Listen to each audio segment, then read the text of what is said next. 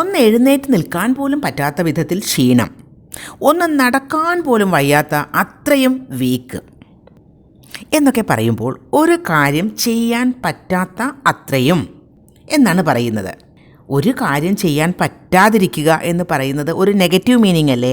അത്തരം സെൻറ്റൻസസ് ഇംഗ്ലീഷിൽ പറയുമ്പോൾ നമുക്ക് ഉപയോഗിക്കാൻ പറ്റുന്ന ഒരു പ്രയോഗം ആണ് ടു ടു. കുറച്ചുകൂടി വ്യക്തമായി പറഞ്ഞാൽ too plus adjective plus to. ഇതിന് ഒരു നെഗറ്റീവ് മീനിങ് തന്നെയാണ് ഉള്ളത്. For example, too hot to drink. ഇതിൽ ആദ്യത്തെ ടു ഡബിൾ ഒ ഉണ്ട് അതിൻ്റെ സ്പെല്ലിങ്ങിൽ. അതേസമയം അഡ്ജക്റ്റീവ് കഴിഞ്ഞിട്ട് ഉപയോഗിച്ചിരിക്കുന്ന ടു ഒരു പ്രെപ്പോസിഷനാണ്. അവിടെ ഒരു സിംഗിൾ ഒ മാത്രമേ ഉള്ളൂ. ടു ഹോട്ട് ടു ഡ്രിങ്ക് എന്ന് പറഞ്ഞാൽ കുടിക്കാൻ പറ്റാത്ത അത്രയ്ക്ക് ചൂട്. ടു ഹോട്ട്, ഹോട്ട് എന്നാൽ ചൂടുള്ളത്, ഡ്രിങ്ക് കുടിക്കുക. Too hot to drink. Too cold to touch എന്ന് പറഞ്ഞാൽ ടച്ച് ചെയ്യാൻ പറ്റാത്ത അത്രയും തണുപ്പ്, തൊടാൻ പറ്റാത്ത അത്രയ്ക്ക് തണുപ്പ്. Too young to drive, drive ചെയ്യാൻ പറ്റാത്ത അത്രയും ചെറുപ്പമാണ്, അതിനുള്ള ഏജ് ആയിട്ടില്ല എന്നർത്ഥം. ടു വീക്ക് ടു വാക്ക്, നടക്കാൻ പറ്റാത്ത അത്രയ്ക്ക് ബലഹീനമാണ്, ബലക്കുറവാണ്. ടു ഹെവി ടു ലിഫ്റ്റ്, പൊക്കാൻ പറ്റാത്ത അത്രയ്ക്ക് ഹെവിയാണ്, ഭാരമുള്ളതാണ്. അപ്പോൾ ഈ ടു അത് കഴിഞ്ഞിട്ട് ഉപയോഗിച്ചിരിക്കുന്നതെല്ലാം അഡ്ജക്റ്റീവ്സ് ആണ്. ഹെവി, വീക്ക്, ഹോട്ട്, കോൾഡ് ഇതൊക്കെ അഡ്ജക്റ്റീവ്സ് ആണ്. ഇനി എങ്ങനെയാണ് ഇത് സെൻറ്റൻസിൽ ഉപയോഗിക്കുന്നത് എന്ന് നോക്കണ്ടേ? She is too weak to walk. അവൾ നടക്കാൻ പറ്റാത്ത അത്രയും വീക്കാണ്. നോക്കൂ സെൻറ്റൻസിൻ്റെ structure. She is too weak to walk. അവൾ, ഷീ അത് സബ്ജക്റ്റാണ്. പിന്നെ ഉപയോഗിച്ചിരിക്കുന്ന ഒരു ഹെൽപ്പിംഗ് വേർബാണ്. ഇവിടെ ഈ സെൻറ്റൻസിൽ ഉപയോഗിച്ചിരിക്കുന്ന ഹെൽപ്പിംഗ് വേർബ് ഇസ്. ഇത് സബ്ജക്റ്റ് അനുസരിച്ച് ഉപയോഗിക്കേണ്ടതാണ് ഹെൽപ്പിംഗ് വേർബ്. ഇപ്പോൾ ഐ ആണ് അവിടെ സബ്ജക്റ്റ് എങ്കിൽ ആം ഉപയോഗിക്കുക. യു, വി, ദേ അതല്ലെങ്കിൽ വേറെ ഏതെങ്കിലും പ്ലൂറൽ സബ്ജക്ട്സ് ആണെങ്കിൽ ആർ ഉപയോഗിക്കുക.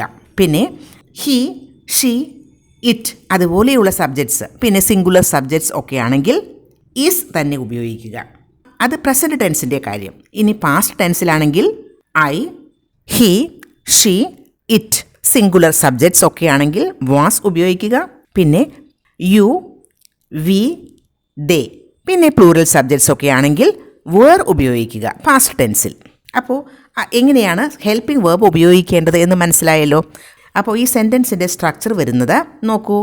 She is too weak to walk. She subject plus helping verb, അത് കഴിഞ്ഞ് ടു.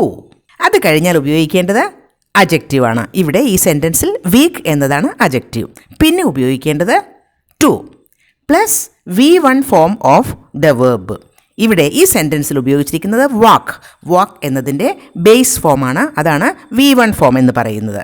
അപ്പോൾ subject plus helping verb plus to plus adjective plus to plus V1 form of the verb. അപ്പോൾ sentence ഉണ്ടാക്കുമ്പോൾ ഈ structure ഉപയോഗിക്കുക. ഇനി കൂടുതൽ സെൻറ്റൻസസ് നോക്കാം. The tea is too hot to drink. ഈ ടീ കുടിക്കാൻ പറ്റാത്ത അത്രയും ഹോട്ട് ആണ്, ചൂടുള്ളതാണ്. ഇവിടെ ഉപയോഗിച്ചിരിക്കുന്ന അഡ്ജക്റ്റീവ് ഹോട്ട്. ദ ടീ എന്നതൊരു സിംഗുലർ സബ്ജക്റ്റ് ആണ്, അതുകൊണ്ട് ഈസ് ഉപയോഗിച്ചു. His father is too old to climb the steps. അദ്ദേഹത്തിൻ്റെ ഫാദർ ഒരുപാട് വയസ്സാണ്, too old to climb the steps.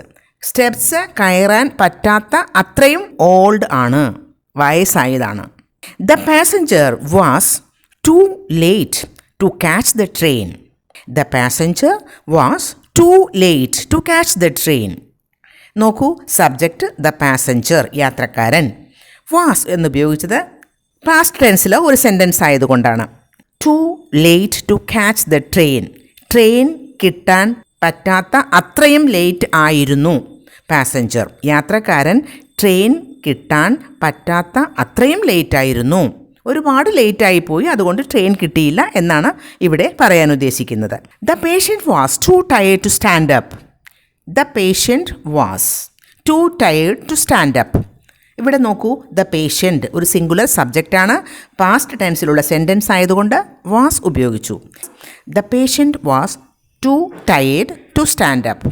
എഴുന്നേറ്റ് നിൽക്കാൻ പറ്റാത്ത അത്രയും ടയേർഡ് ആയിരുന്നു patient. The table is too heavy to lift. ഈ ടേബിൾ പൊക്കാൻ പറ്റാത്ത അത്രയും ഹെവിയാണ്, ഭാരമുള്ളതാണ്. ഇപ്പോൾ സെൻറ്റൻസിൻ്റെ സ്ട്രക്ചറും സെൻറ്റൻസ് ഉണ്ടാക്കാനും ഒക്കെ പഠിച്ചില്ലേ? ഇത്തരം സെൻറ്റൻസസ് ഉണ്ടാക്കി പ്രാക്ടീസ് ചെയ്യുക.